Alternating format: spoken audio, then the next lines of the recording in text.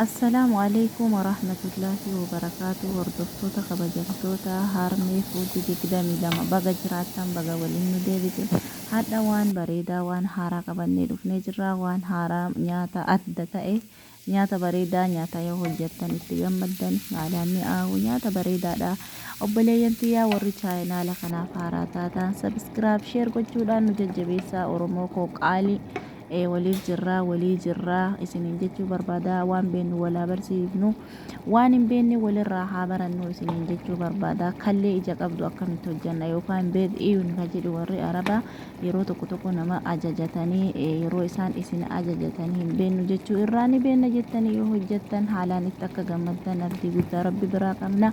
Obboleeyyan tiyyaa warri viidiyoon kiyya kun haaraa isinii ta'ee sabskiraayib sheer gochuudhaan nu jajjabeessaa. Obboleeyyan qaalii isiniin jedha.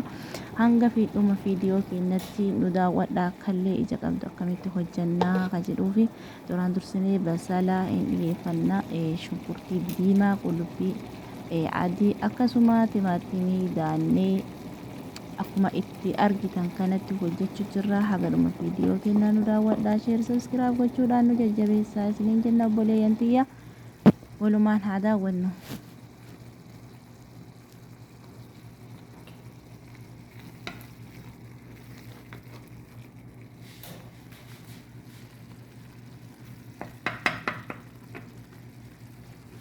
maashaallah tabarakarrahmaan hedduu bareedaadha. Hojjadhaa nyaadhaa akkasuma namaafis hojjadhaa. Wallaahi dhugaa timaatimii, shunkurtii diimaa, qullubbii adii kukkutannaa akkuma beekamu.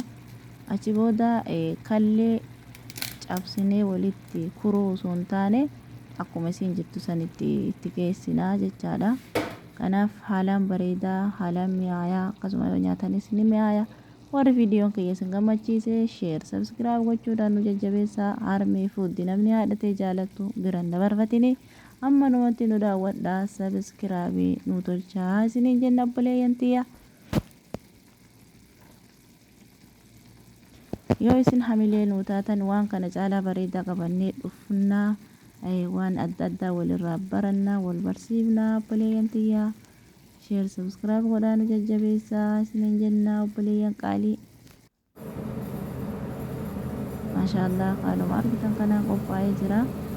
Haaluma argitan kanaan kunoo maashaallah tabarakarrahmaan hedduu bareedaa hedduu mi'aayaa akkuma bifa bareedu dhandhamni isaallee mi'aawaadha isiniin jedha obboleeyyan. Sabskiraayib sheer gochuudhaan nu jajjabeessaa hamilee waliin.